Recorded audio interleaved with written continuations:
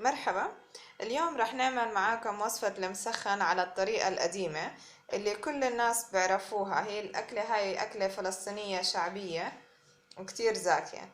أول إشي بدنا 4 بصلات حجم وسط، رح نقطعهم لشبر ونقليهم بزيت زيتون زي ما احنا هون عاملين.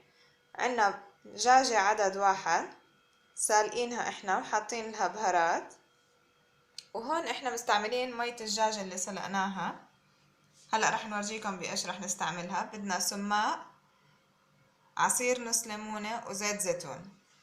وأهم إشي بهاي الوصفة هو خبز الطابون. احنا هون رح نستعمل خبز الطابون الرفيع مش الكتير خمير.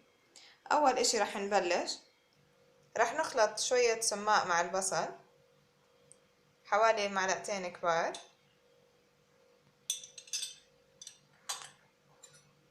في ناس بحبوا السماق أكتر، تقدروا بس تخلطوا تذوقوا، إذا بدكم كمان سماق بتضيفوا.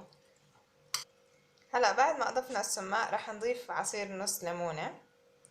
طبعا السماق والليمون بيساعدوا البصل انه يعطوه نكهة زاكية بالحموضة وشوية مالحة.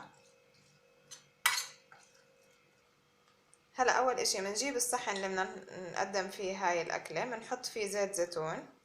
طبعا زيت الزيتون هون من المكونات الاساسية، حتى احنا البصل قالينه بزيت زيتون مش زيت الاكل العادي. هلا بنضيف الرغيف الخبز. هلا رح نحط اول رغيف خبز، نشربه بشوية من مية الدجاج اللي احنا سلقناها فيه.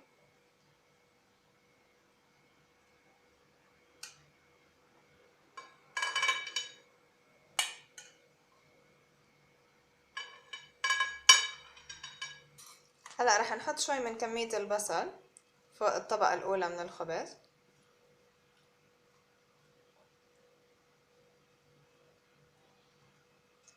هلا رح نضيف الطبقة الثانية من الخبز الطابون، ونضيف كل كمية البصل اللي عنا الباقية طبعا.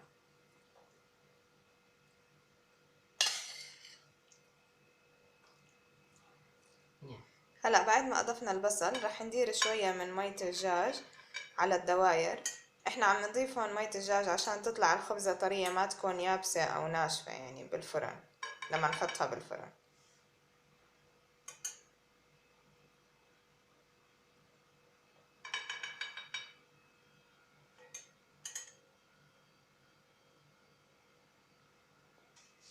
وهلا آخر اشي بضل رح نضيف الدجاج وندخلها على الفرن عشان يتحمر. بس يبلش يتحمر بنعرف انه استوى. دخلوه على درجة حرارة متوسطة بالفرن. هلا هيك صار جاهز لندخله على الفرن، ما بده اكتر من 10 دقايق لربع ساعة عبين ما يتحمر. هلا هيك صار عنا المسخن جاهز للأكل. وصفة كتير زاكية، أكيد رح تحبوها. صحتين وعافية. ما تنسوا تعملوا لنا لايك، سبسكرايب وشير.